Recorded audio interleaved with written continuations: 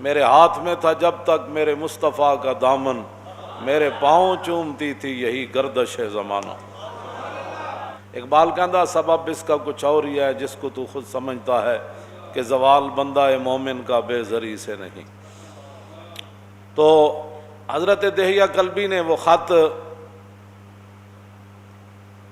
بصرہ شام کے گورنر کو پہنچایا۔ یہ بخاری شریف کے اندر ہے کہ نبی علیہ الصلوۃ والسلام نے خط جو بھیجا تھا وہ دہیہ کلبی کے پاس دیا اور فرمایا یہ پہنچا دے۔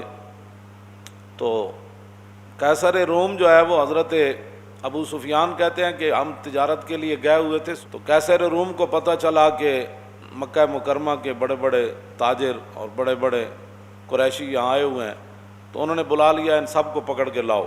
کہتے ہیں ہم سب چلے گئے قیصر روم کے پاس، تو اس نے کہا کہ اس بندے کو سب سے آگے لاؤ جو حضور کے نسب کے زیادہ قریب ہے۔ تو حضرت ابو سفیان فرمانے لگے کہ مجھے آگے کیا گیا۔ کہا کہ آپ حضور کے زیادہ قریب ہیں حضور نسب کے؟ انہوں نے کہا فرمایا ادھر بیٹھ جاؤ۔ بٹھا دیا۔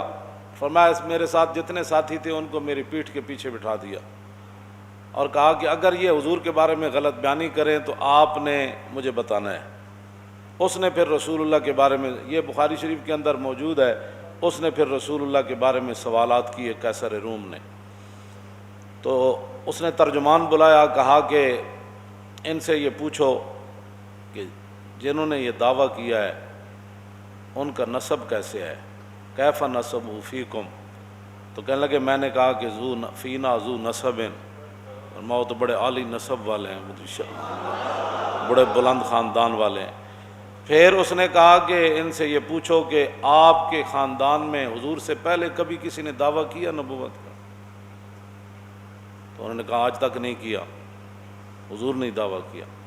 پھر اس نے پوچھا کہ کیا ان کے آباء و اجداد کے اندر کوئی پہلے بادشاہ گزرا ہے؟ کہا کہ نہیں، ان کے آباء و اجداد میں کوئی بادشاہ نہیں گزرا۔ پھر اس نے پوچھا کہ ان کے جو متبعین ہیں، ان کی جو پیروی لوگ کر رہے ہیں، وہ ضعفاء ہیں یعنی کمزور لوگ ہیں یا بڑے خاندانوں والے ہیں؟ تو کہا کہ نہیں، ان کی پیروی تو کمزور لوگ کر رہے ہیں۔ پھر پوچھا کہ ان کی تعداد کم ہو رہی ہے یا زیادہ ہو رہی ہے؟ نے کہا نہیں، ان کی تعداد تو بڑھ رہی ہے۔ پھر اس نے پوچھا کہ کیا کوئی بندہ اپنے دین سے ناراض ہو کر کبھی کوئی واپس کفر کی طرف پلٹا؟ انہوں نے کہا نہیں، کبھی بھی کوئی نہیں پلٹا۔ نے کہا کہ آپ نے کبھی ان کے بارے میں اعلان نبوت سے پہلے غلط بیانی کی نسبت کی تھی حضور کی طرف؟ نے کہا نہیں، کبھی بھی نہیں کی۔ ابو سفیان کہتے ہیں میں ایک بات اپنی طرف سے داخل کر سکا کہ صلح حدیبیہ کا معاہدہ ہو چکا ہے، اب دیکھتے ہیں حضور وعدے کی پاسداری کرتے ہیں یا نہیں۔ کہتے ہیں سوائے اس کے میں حضور کے بارے میں وہاں کوئی بات نہیں کر سکا۔ یہ رسول اللہ کا مقام اور شان ہے، اور اگر آج کوئی ان کے بارے میں بات کرے تو قیصر روم کے سامنے جنہوں نے نہیں مانا، وہی تو فتح مکہ والے دن مسلمان ہوئے نا حضرت ابو سفیان، لیکن ایسے پھر مسلمان ہوئے کہ جاتے ہوئے پھر وہاں حضور غزوہ حنین کے لیے گئے تو ایک آنکھ وہاں دے دی اور دوسری آنکھ جنگ یرموک میں دے دی، تو پھر قیامت تک کو کتا ان کو بھونک نہیں سکتا۔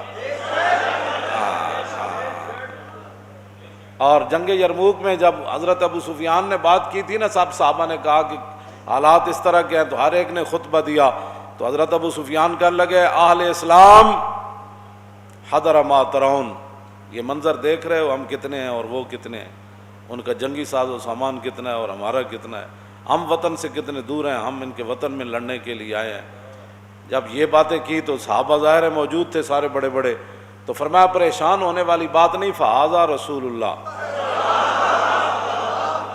فرمایا حضور بھی جنگ یرموک میں حضور بھی جلوہ گر ہیں، فہذا رسول اللہ۔ تو وہاں آپ کی دوسری آنکھ بھی چلی گئی، جو تو کسی کو کیا پہنچتا، آپ کا کوئی بچپن کی باتیں شروع کر دے کہ میں ایسے ہوتا تھا تو پھر میں ایسے ہوتا تھا، تو بعد جو الاسلام یہدم ما کان قبلہ، اسلام کا یہی تو کمال ہے کہ اسلام سے پہلے جتنی باتیں ہوتی ہیں جب کلمہ پڑھ لیتا ہے وہ باتیں ساری ختم ہو جاتی ہیں، بات ختم ہے، وہ تو اسلام کی خاطر نابینا ہو گئے۔ اور پاکستان کے روڈوں پر کوئی کتا ان کو بھونکتا ہے تو وہ تو اپنے آپ کو بھونکتا ہے، اس کا کیا تعلق ہے صحابہ سے؟ صحابہ تو جن خاکوں سے گزرے وہ خاک بھی افضل اور حال ہے۔ کتنی صداقت ہے۔ فرمایا میں حضور کے بارے میں کوئی بات نہیں کر سکا، صرف ایک بات کر سکا کہ حضور نے کبھی بھی ایسی بات نہیں کی، لیکن اب دیکھتے ہیں کہ رسول اللہ صلی اللہ تعالیٰ علیہ وآلہ وبارک وسلم جو ہے وہ کیا کرتے ہیں، اب نہیں پتہ۔